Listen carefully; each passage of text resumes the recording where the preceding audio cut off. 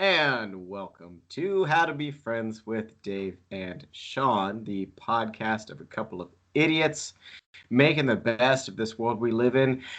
Good afternoon, Shawn. Good afternoon, David. How is the world treating you? The world's not bad. It's been okay.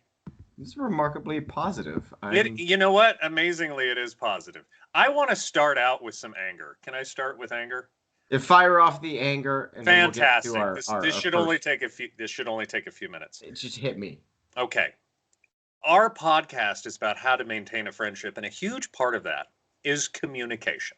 Mm-hmm. So I'm going to ask you a question here. Uh-oh.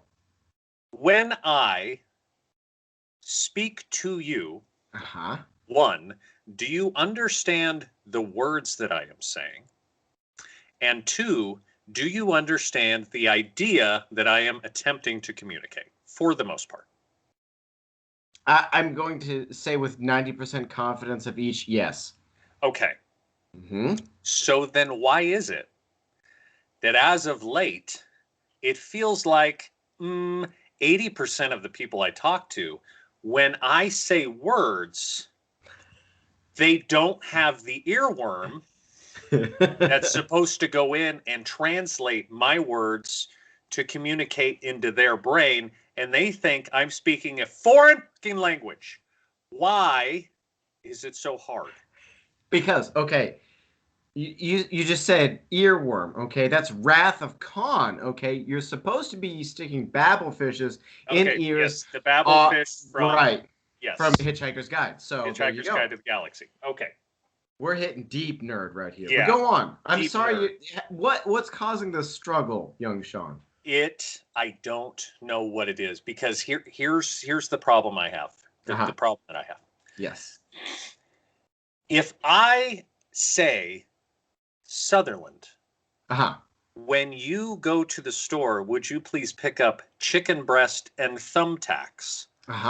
What do I want you to pick up from the store? Chicken breast and thumbtacks. I might creatively store the thumbtacks in the chicken breast just to piss you off, but you get those. Fair enough. Oral landmine. Cool. Then why is it when I ask 8 out of 10 people the same thing, they look at me and go, what did you want from the store? I don't understand. Here's my idea. Maybe, first of all, this is not I speak in an educated language that the commoners cannot understand. I know I don't. I know. I use common words. Maybe it's because I'm too to the point and it's too sharp. And it's like when you cut yourself with a razor, and you don't realize it. Maybe I need to talk more so that people will pay attention. But the other thing that I've noticed is when people talk to me, it's like I'm in a 1960s Batman fucking cartoon and I'm dealing with the Riddler. Because if I ask you to go to the store and I say, would you please get chicken breasts and thumbtacks? Yes. That makes sense, right? I can handle that. That's not that bad. When somebody requests something of me, I get two things. It's either a riddle or a life story. So what I get is, when thou goes to the store, the items I need are 3 plus 4, and if you subtract 2 from that, then perhaps you'll find food for the cat. And I'm like, just can write it down. And then they write it down, and I'm like, chicken. Why did it have to be a riddle? Just say boneless, skinless. I don't care. The other thing is, when somebody asks me to do something, it's like, hey, when you go to the store, it's actually a long story. You see, 2 years ago, my dog had canine coronary bypass surgery, and my sister Rebecca was supposed to take me to the store, but, her and Mike are back at it again because he's back on the booze. So she wasn't Shut up and tell me what you want! I am chronic depressive. As a chronic depressive, I don't care about my own life, which means really don't care about yours. Just shut up and tell me you need chicken. I don't understand why I am having such a hard time communicating people. I don't know if it's the attention span is a different requirement because of YouTube and online and taking a quiz that tells you what fucking Powerpuff Girl you are. I don't know. I just make a simple request of me and allow me to make a simple request. And I'd like to take this moment to mention this week's sponsor, the Unflappable Blue Smash Ball. As I perform unlicensed therapy for my good friend Shawn, I'd like to thank the Unflappable Blue Smash Ball for putting in the effort of boosting this podcast on every platform that he can, so that every one of his possibly 14-year-old Gen Z friends now know just how messed up the top end millennials really are. I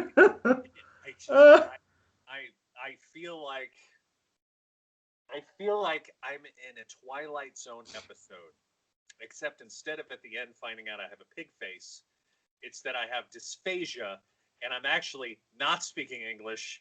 I'm just randomly vomiting words. I don't. Okay. I'm going to give you a little bit of explanation, and this can only do part of it, okay? Because there are certain things about, okay, you don't know it, but you are a man of presence. You are a man who people, want to open up to. We've been there before.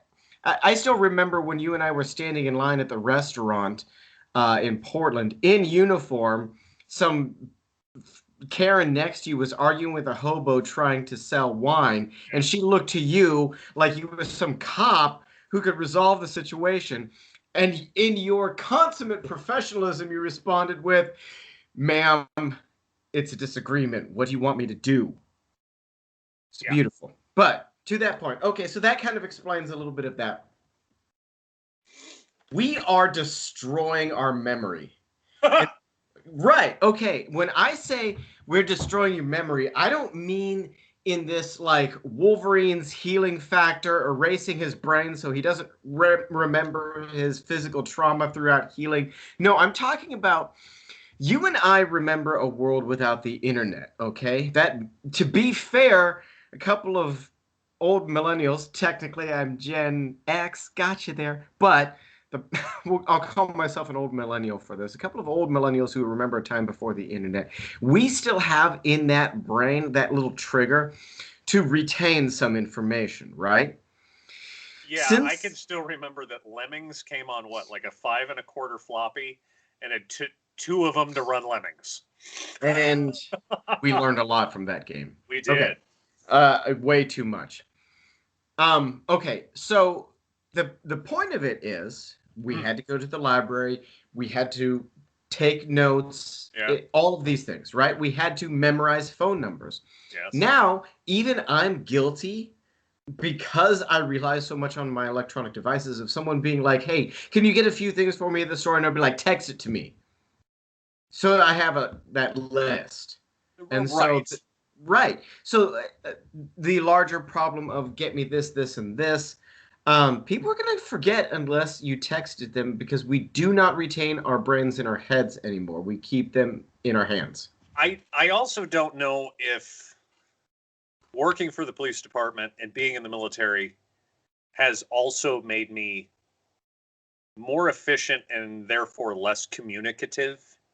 Because when you work in a realm that requires you to be clear, concise, and fast, it is very hard to deal with people who are like, "Well, I need chicken breast, but I don't know. Are we going to have chicken tonight? I don't know. Should you get chicken breast? Should it be frozen? Should it be?" So maybe I'm not patient enough with the fact that when I try to communicate with somebody, I've gone through it multiple times in my head, right? I'm going to give you this information as fast and clear and concise as possible. Maybe it's that a lot of the people that you and I interact with are working through the thought process as they make words. Correct.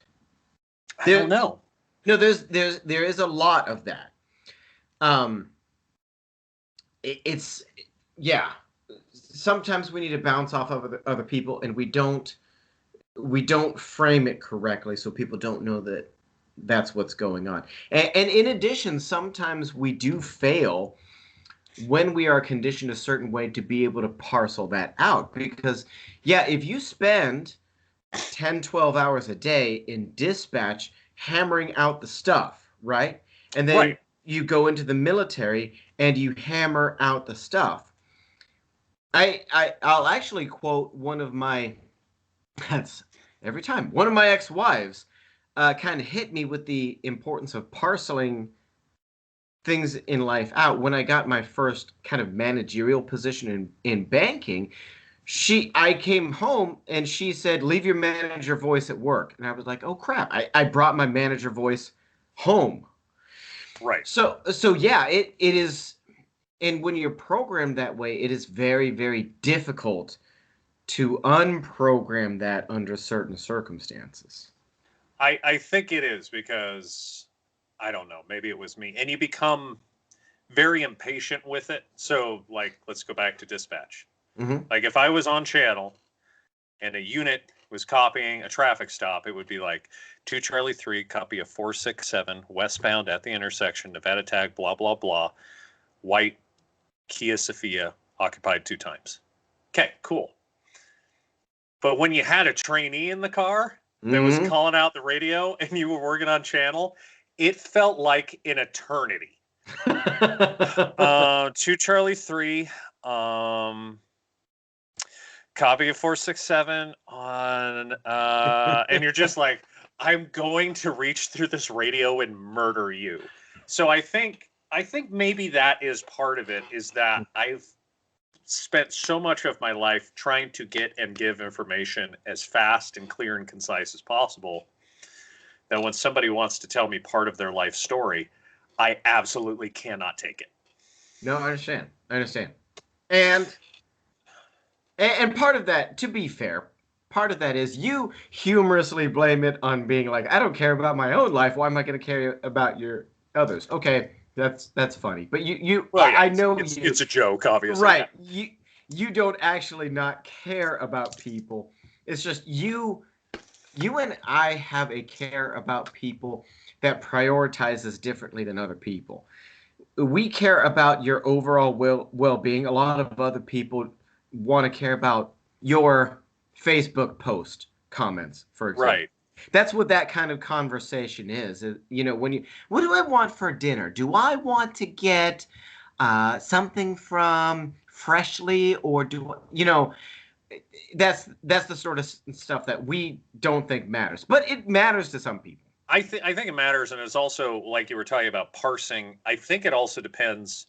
For me, when I am in work mode, I'm in work mode, right? And when I'm in talkie talk mode, I'm in talkie talk mode. So, like, if I'm in work mode and we're discussing work, I need a SMEAC, right? I need a 5-line paragraph: situation, mission, execution, administration, logistics. Give me the information I need to accomplish the task.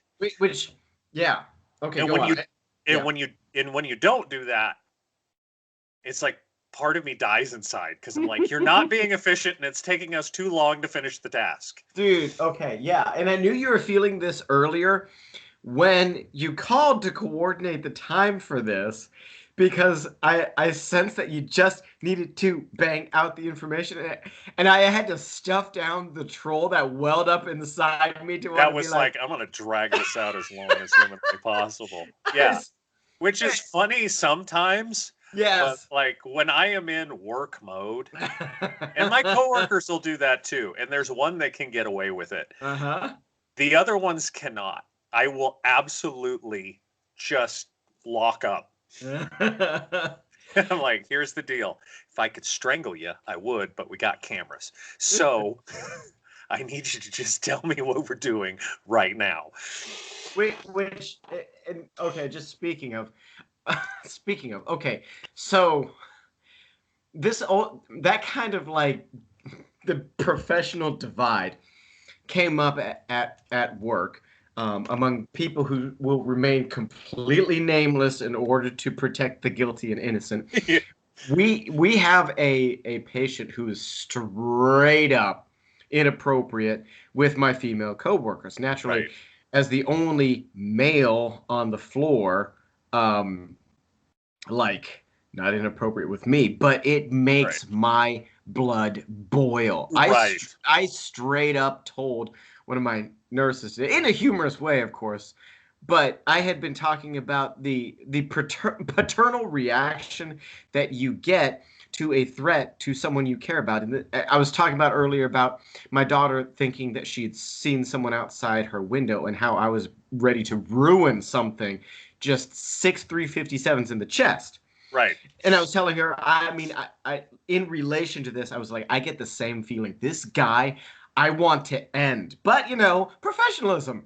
I came around the corner last week, and as I come around the corner, my female employee at the counter is around the front.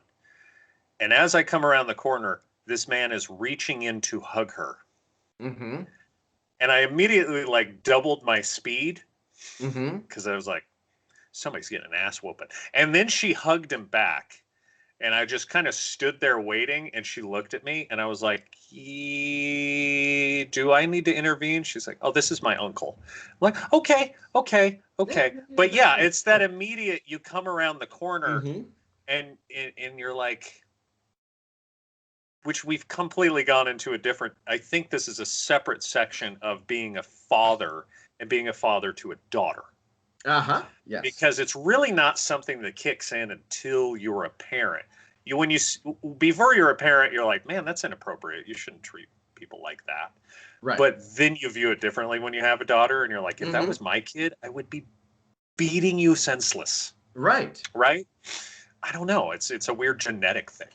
And just for the fun of it, of course, you are a man of nearly 6'3" and ponderous strength. When you say beating a pedophile, predator, whatever, senseless, that's quite literal. In my case, at 5'7" and 170, that doesn't sound intimidating at all, which means it's going to hit you in a way you don't expect. Let me tell you. I'm going to cut you at the knees and strangle you to death. That's how that's going to go. Here's what I did. We're moving into something else. My wife does not carry a handgun because if she did so, she would carry it in her purse, which means it is unsecured. So she does not carry one, right? Yeah. She carries a small pocket knife, which knives, let's be honest, are useless unless you train with them. Mm-hmm. So I was watching this video, and I ordered this thing for her because I thought it was quite interesting. It's called the Stinger Whip. Okay. Essentially, it is 1.5 feet of wire, wrapped steel wire, on the end of a stick. Okay. And from the videos I've seen, you really can't take much of it. So I was like, I'm going to order this for my wife. She put it in her purse. So this thing comes in on Amazon, and I was like, yeah, how bad does it really hurt? And I hit myself with it at, approximately, maybe this will hurt. And pretty much put myself down in the kitchen.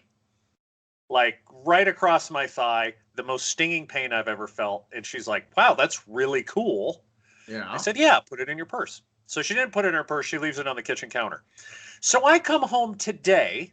Yes. And I go, Penny, my mother-in-law, have you seen Zephyr's new whip? And my mother-in-law immediately turns bright red because apparently Penny and my children saw this thing sitting on the kitchen counter and didn't realize it was a self-defense tool. And they thought... Who's dead? Who died?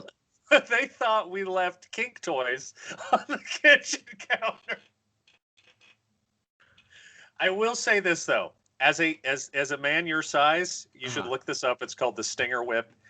Dude, you could put down an elephant with this thing. It hurts. Okay, to be fair, send me a link. We'll put the link in the bio. Everyone can look at this wild thing. Yeah, you pick it up on Amazon. It's 2-day shipping. Legal to carry? I don't know. But if my wife's in the Food for Less parking lot getting accosted and somebody touches her, I'm pretty sure she'll take the assault with a deadly weapon charge. I don't know. You're okay, but for those who don't know, our friend Shawn's wife is Mel Gibson's character from Lethal Weapon. She is, in fact, registered. No, she's. You tell me. My wife, when she qualified to receive her firearms permit, I took her shooting. This is back when I had a lot of guns, being single and bored. I owned a lot of them, and I had her fire about 8 of them. And my wife decided to carry a 1.5-inch or 1 7/8-inch Charter Arms 44 Bulldog. Nice. That was the gun she shot with best. I was very proud. But more specifically, I've heard many wonderful tales about... She was also a karate instructor. Yeah. Yeah, she could drop me. So, and to be fair, someday when I get back out to Nevada, she and I are going to get back into fighting shape, and it'll be awesome. But yeah, that'd be freaking wicked if we could all do that. So, anyways, yeah, that it's as a man, I would as anybody, go get yourself a piece of steel wire. You could level the playing field real easy. Yeah. And that's one of the things that actually... This has become the being played as Exhibit C in our future trial podcast. Do you remember the time you openly admitted that you would beat someone? Yeah, it's all okay. It's all jokey. Everyone, calm down. Okay, to be fair, if I catch someone in any predatory or pedophilic behavior, I'm going on record now to say that I will take lethal force to interfere with that, not only under the general state guidelines that say that that's one of the few times that lethal force is allowed, but B, I will take that to a jury and I will present this as evidence, and if I'll be like, okay, this guy was a damn pederast. You guys really want to use my podcast with 50 viewers to convict me for doing something you would have done the same for? Yeah. Yeah, we're going to be fine. We're going to be fine. I have a listener question. Ooh, I also have a mountain of listener questions as well. Those of you who have submitted these, thank you very much. Go with yours first. Okay, this one comes from the initials E. Okay. In the Pacific Northwest. Okay. When a unicorn achieves climax release. Okay. All right. Is it rainbow colored? Okay, so let's go with some of the canonical evidence that we already have based on the Squatty Potty. The Squatty, we know that unicorns defecate rainbows. Okay, now this might disturb you a little bit, but extrapolating that evidence, right. What comes out of the front side of a man in a climactic scale is nearly the polar opposite in color and consistency of what comes out of the backside of the fellow. Oh, okay. So we're taking the color wheel approach. So what is the opposite on the color wheel? What is the opposite of poo for a unicorn? In this case, it is a swirl, not a rainbow, a swirl of drab, like moldy pastel colors coming out like BBs, like bullets. Like BBs, like bullet. Now, I was thinking, mm-hmm. The toothpaste you get that squeeze out and they're real thick and they have like 3 different colors in them? That's what I was thinking. Yeah, okay, that's too close to the poo. I'm sorry. Okay, so, but the opposite of the poo, if we take into account that the poo is Roy G. Biv, right? Uh-huh. Red, orange, yellow, blue, indigo, violet. Yes. Green. I forgot green. Yeah. Then wouldn't the opposite, if we're including white as part of that, then wouldn't the opposite just be black? Wouldn't it just be like 3-day-old diner coffee? Yeah, but because the rainbow consists of many colors, like I say, you might get some faint color out of that because, of course, the light off-white that we're referring to. So we're gonna end up with, there might be like a grade burgundy in there, for example. Okay. Would it also a muted taupe? I don't know. Is it also possible, kind of like the cover of a Pink Floyd album, right? When we're looking at light refraction, because it is a magical creature. Yes. Even though it comes out those muted colors, as light hits it, would it possibly project a beautiful rainbow as it splits the light? Okay. It would if we were talking about light, but instead we're talking about a physical substance. So I'm actually taking the paint or the dye idea. Okay. Under that circumstance, if when you divide the colors from a dye or a paint, you have had every color put into one. When you can divide those colors, that's when you get the rainbow out of black. So that means what's coming out of the front side of a rainbow in climax, or excuse me, a unicorn in climax, is pure black tar. Okay. See? These are the important questions. This is That's the right. science that we need to focus on. I'd like to make a special thanks to E from the Northwest for providing this provocative question. Thank I you. have several questions from my dad. Okay. I have many Thanks, nicknames Papa Sutherland. he has gone by many titles in life. But we'll just call him Lou. Because, hi, Lou. Hi, Lou. It is okay, so he had a machine gun of questions. Okay. And I look forward to your responses because I love my dad dearly, and I do not want him getting lost in the minutia. Number one, why don't we have more nuclear plants, Shawn? Lack of education and general fear from a couple bad things that happened during the early development of those systems. Ding, ding, ding, ding, ding. That is 100% correct. For those of you listening, you're not going to like this. As I often disclaim, I'm the person who tells you things that you don't like. Nuclear energy is, in fact, the cleanest and probably safest energy that we have. For those of you who are like, Chernobyl, 3 Mile Island, Fukushima, the nuclear bombs. Okay, go back and look up some information. I am happy to defend these points later because I've looked them up before, but there has been a grand total of 0 birth defects related directly to Nagasaki and Hiroshima. That's hard to believe, but true. Same with Fukushima. There have been people living in the fallout of Chernobyl since the very day thereof. And how many times have you heard of one of our nuclear-powered Navy vessels exploding in the middle of the ocean because of their dangerous power plants? Right. Also, all the spacecraft that haven't self-destructed that use small onboard nuclear systems. It's fine. Yeah. Next question from Dear Lou. Why do we not have cars that run on natural gas that everyone has in their home for easy refills? Retrofitting that infrastructure would be a nightmare. And ding, ding, ding, ding, that is also correct. This is the same reason that we don't have electric cars all over the damn place, because the infrastructure for gasoline cars is already in place. To be fair, I had a friend with a natural gas car, Crown Vic actually, which is kind of cool. Yeah, it's CNG, baby. Yeah, really cool. Didn't save him a red cent. Basically the same fuel efficiency. Yeah, lower emissions, but it's just not a fair swap. Also, nobody wants to drive 18 miles out of their way to find a place that actually has a natural gas place where you can fill up. Thank you. That's why natural gas is great for city services that operate out of a main terminal where they can be refilled like that. But you will even notice that in city services, aside from buses and other items, law enforcement vehicles, ambulances do not use CNG because it is too much of a pain to run around and worry about running out of gas. Nobody wants to have, what do they call it? Mileage anxiety? Range anxiety. Range anxiety. That's a thing. Yeah. And just to hit on that real quick, I might piss off a few other people, but guess what? Fracking is totally safe.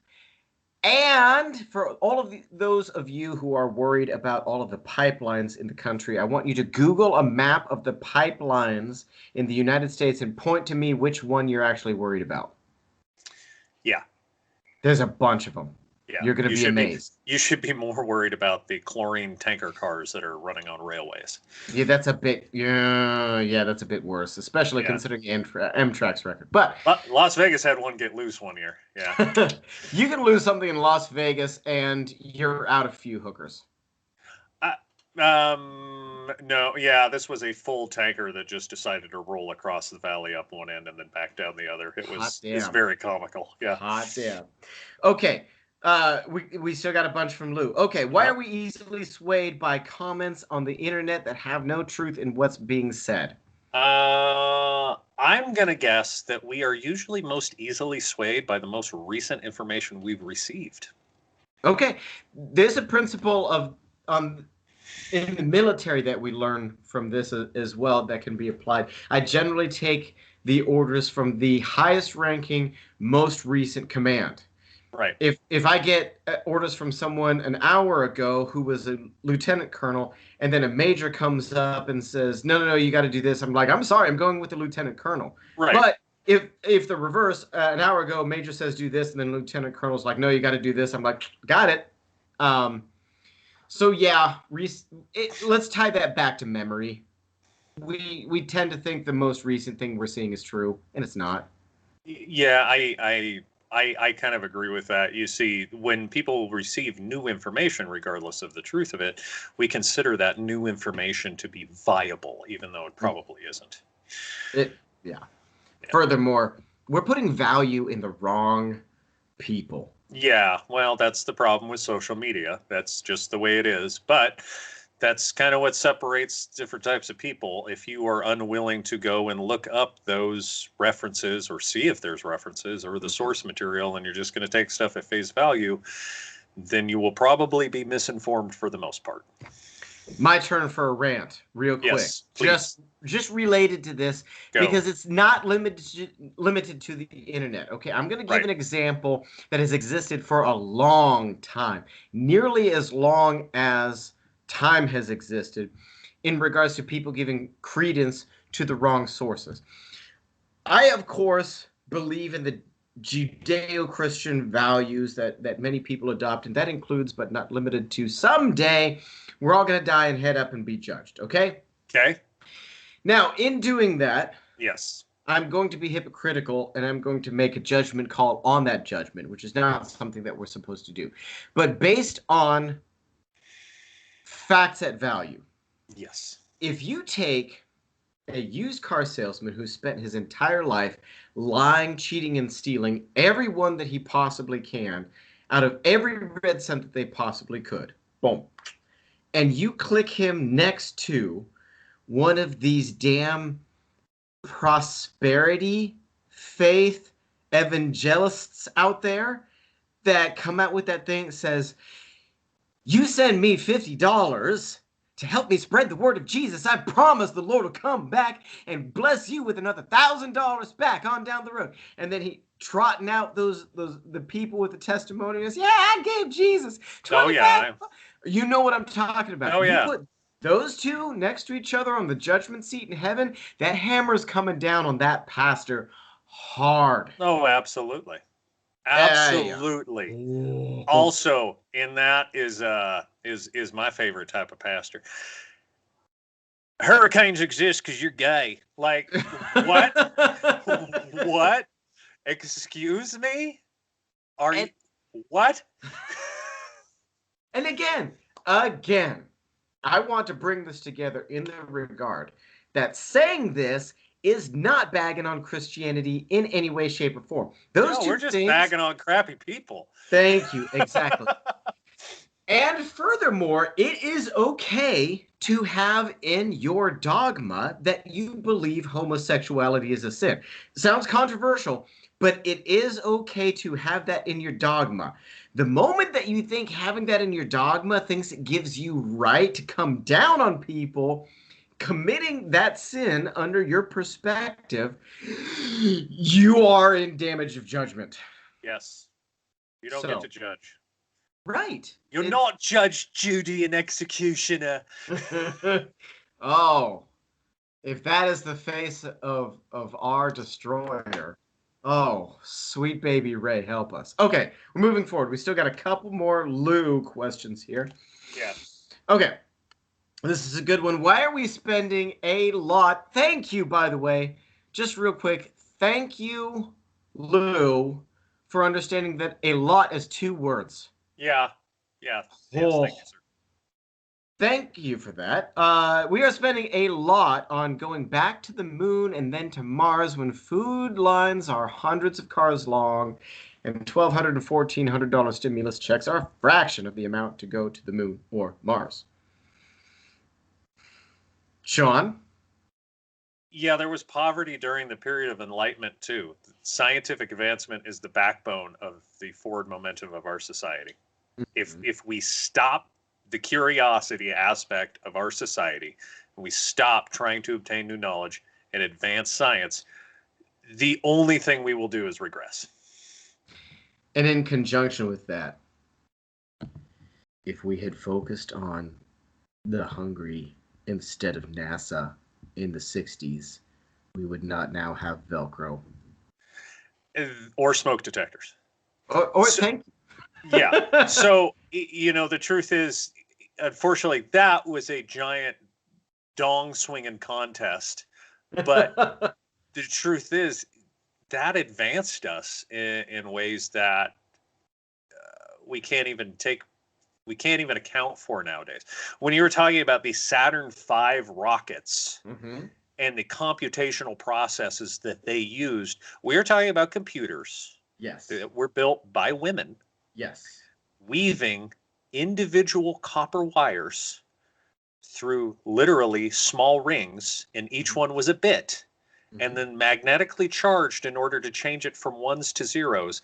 And that's how they made this spacecraft fly.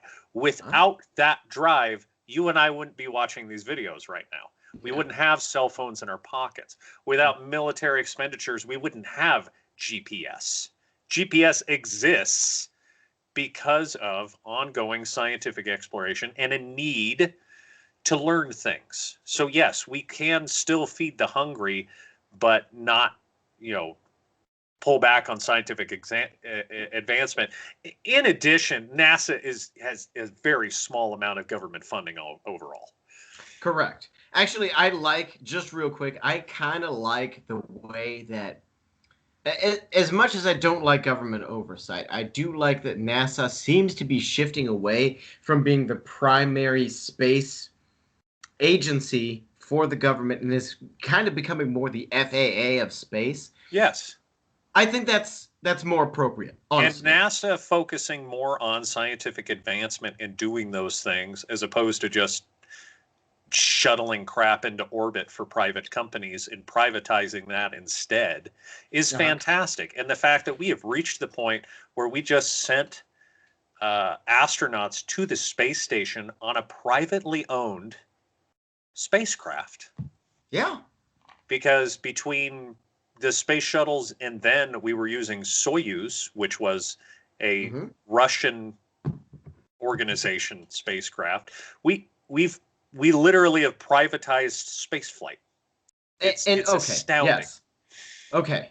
And I'm here to say, and this might ruffle some feathers, this is distinctly anti-socialism and things like that. But the private sector, with rare exception, is better than the government at every damn thing. Yes. With the exception of maybe only waging war, the private sector is amazing. And I'm going to give you the freshest example I possibly can, okay? Project Warp Speed was a modern marvel, okay? Yeah, absolutely. We don't have physical wonders of the world anymore, like the Great Wall of China so much. We can build things that make the pyramids of Egypt look stupid. What we do now have is the fastest rollout of a vaccine ever. Yeah. And that happened by a big project of providing government funding where necessary, which wasn't even really necessary, and getting the government out of the way. Yes. Moving past the normal requirements and coordinating efforts to have safe testing quickly. It is proof positive that when the government gets out of the way of private sector, okay, the private sector will kill it. And this ties back in as well to scientific advancement being important. You can use evil motivations for good. Okay? Absolutely. Those companies, yeah, I'm here to say that they are out to make money off the vaccine to save lives. And that isn't a bad thing if you use that greed. It's greed to roll out the fastest vaccine ever. Absolutely. And the private sector one, will always do better because the private sector has private funding and it has private people who have a chance to actually monetarily benefit from it, right? Right. As opposed to a government function that only those at government who might be getting their palms greased would make a profit. Also, yes, you're absolutely right. Evil motivations can lead us to good things. Evil motivations led us to intercontinental ballistic missiles that in part were designed by Nazi scientists who were given a free pass for the atrocities that they committed during World War II because we and Russia were trying to snatch up as many of them as possible for our own space program, at which point we develop intercontinental ballistic missiles so we can nuke the hot snot out of everybody. But when we want to get to the moon, we just strap an astronaut to the top of an ICBM and boom, you have a space program. Yes. So you can absolutely use something that originates from a bad idea to benefit mankind. In fact, I'm going to get real deep theology right here. It really doesn't matter which dogma you come from, but the vast majority of them have a God who's perfect and powerful and knowledgeable and all of that stuff and created the universe. Now, there's some variance in how that goes, but you can't get around the fact that if that God created that universe, he also created his own adversary, the devil, or whatever you want to use, Hades, etc. And as a result, you have exactly what we're talking about here. If this whole thing is a grand experiment to test humans, and evil is being utilized to test us. Now, that's an unpopular opinion. A lot of people don't like it, but that's exactly the formula in place. Atheists and so forth want to poo on the idea of a God and all of the issues. That's worth discussion. And the devil comes into this as some sort of disproving factor or so forth. But the reality still is that God couldn't be the jerk to, on the one hand, say, okay, here's the good thing for you to do, and then the same guy be like, okay, and now you're going to go do this awful thing at the same time. It had to be two different things. There had to be an evil there. It is a growth of humankind for us to be able to look at something gross, disgusting, evil, and be like, okay, can we turn this to a good? Yeah, the truth is you take whatever you're given and you create with it based off of your motivation. And at the time, and here's the thing, it's an ass backwards thought process because at the time, maybe it seems like you're doing what is good for humanity in your eyes. You know, like exposing a bunch of U.S. soldiers to mustard gas, mostly who were black, but doing that so that you could, you know, help protect your society. But when you look back on it historically, you're like, no, that was pretty crap.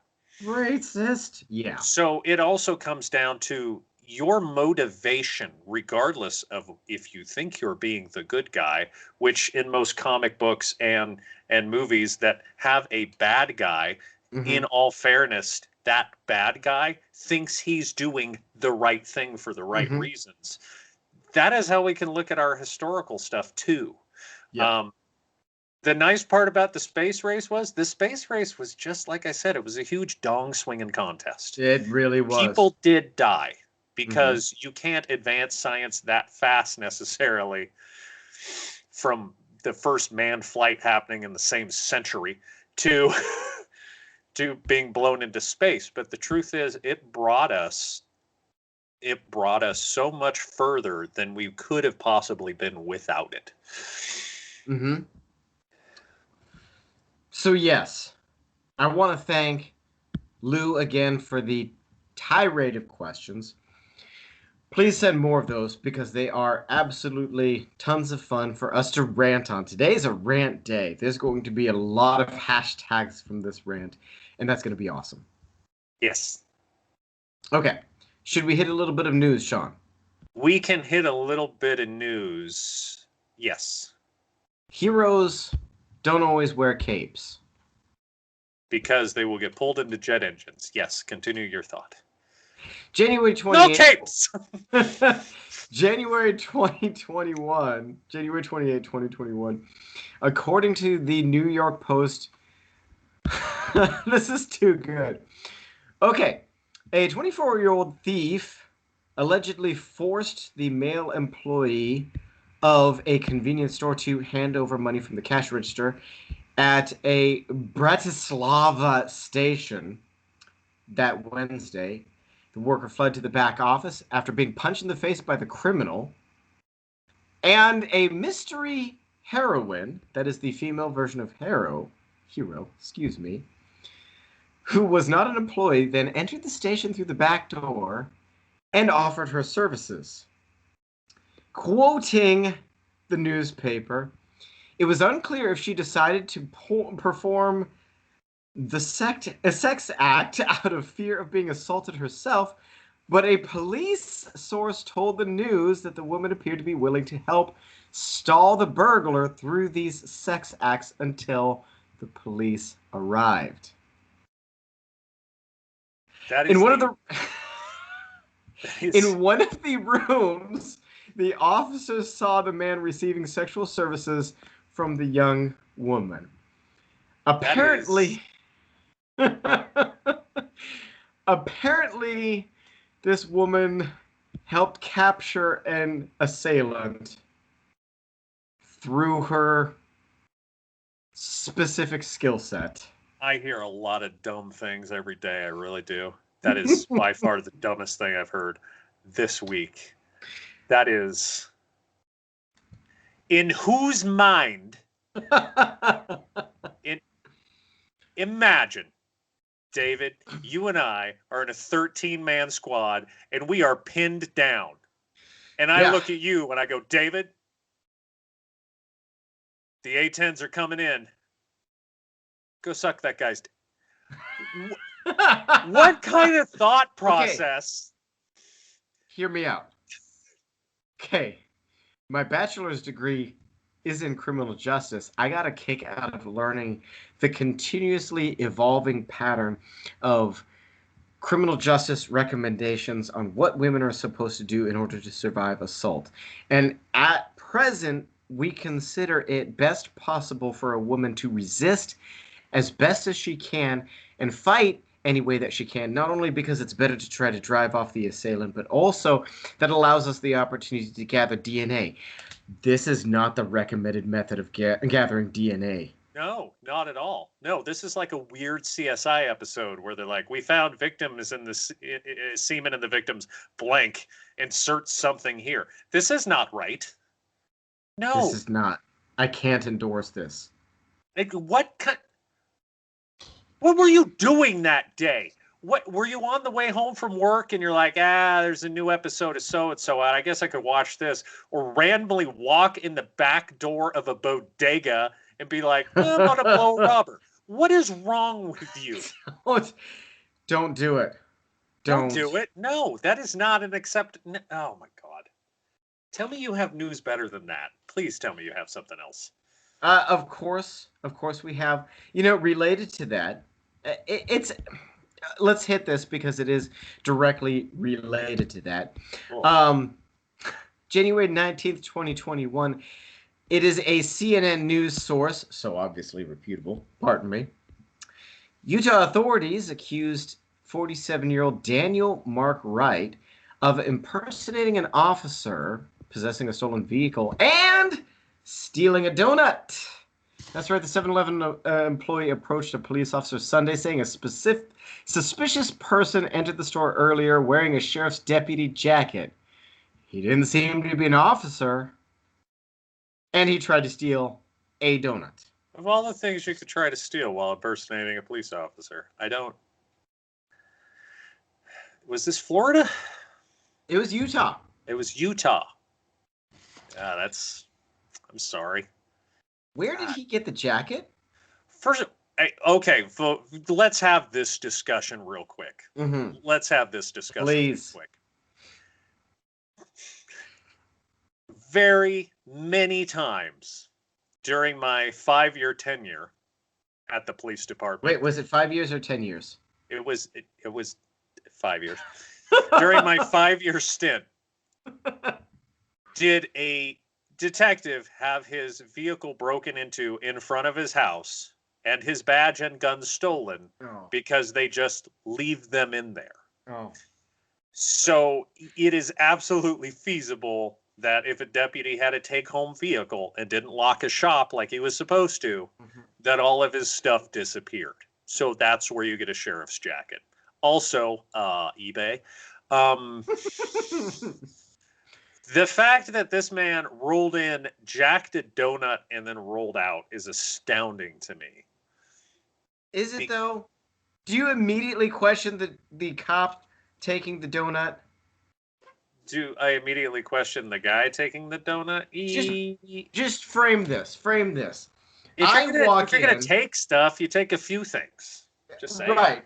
That's okay. I walk in my Captain America shirt. I go right up to the donut counter. I grab a donut and I attempt to walk out. I will not get that close to the door without getting a hey. Hey. Thanks for your service. Like, oh, jeez. Like, it's interesting. It is. Yeah, I guess, man. I'm glad they caught him and got their jacket back. Yeah. Okay. Last point. Okay. Yes. Just for the fun of it. And I just want to.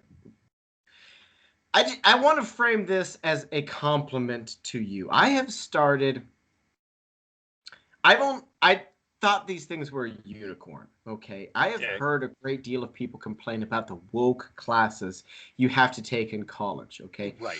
I have, in order to get into a nursing school, I have to take a couple of woke classes. One of them specifically woke. Last week, I was learning all about how my only privilege as a white heterosexual male is the ability to go and tell other white heterosexual males that they have privilege and need to set that aside to allow others to have their privilege turn.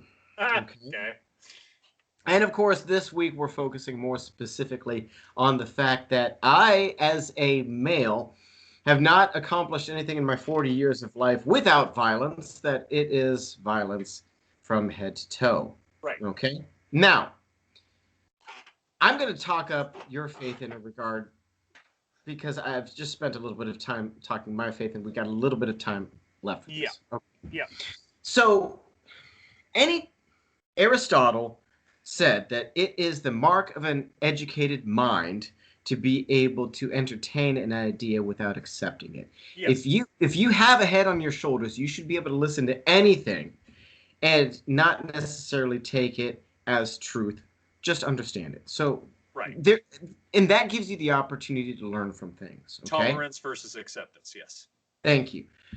And in that regard, this allows me to see how complicated it can be to try to be sensitive to others. Yes. Shawn, you're better at that than me. Being sensitive to others? I know, which is strange, I know, talking about how we opened up, not being able to, but you show good kindness to others, even if you don't give yourself credit for that. And this is why, as well, probably because I don't want to consider myself woke because it feels like a derogatory term. Thank you. But instead of going forth with the idea that you want to be sensitive to everyone else, you get up in the morning wanting to be a net positive in the world. Correct. And I think from the Judeo-Christian value standpoint, that is you trying to just love your fellow man the best that you can do. Correct. I have been told by a couple different people that I am the most Christian non-Christian they've ever met. Right.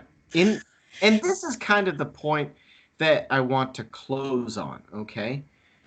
In kind of the how to be friends world, you and I have a love for each other, so it's super easy to be friends. Yes. But that didn't start on day one. No. Part of what helped you and I click is the fact that you and I both had that shared value, even though it was fostered from different sources, of trying to just love fellow people. Yes. And it kind of became easier when we teamed up to do that, huh? Absolutely. So Yeah. be genuine, be good to each other. If you don't feel like you have any friends out there, you gotta be you, and the other yous out there will click. You just haven't found them yet, because you will find somebody that clicks with you. Absolutely. Yeah. And that is not quantified in the number of likes that you get. That is simply quantified in the people who are there for you. No, the people's photos online that you don't really interact with, but for some reason are friends with them on Facebook, those aren't necessarily your friends. Right. Right. So, as per usual, we will put the contact information as well as the cool link for your strange whip in the description. Lots of different ways to contact us. We will be putting more and more stuff out. Please send more questions. Those were wonderful. That was great. Yes, thank you, Lou. Oh, and E. Thank you, both so of you. Good. So, on behalf of How to Be Friends with Dave and Shawn, I am Dave. Shawn, I'd like to wish you an awesome night. Dave, you have a wonderful evening too. Beep boop!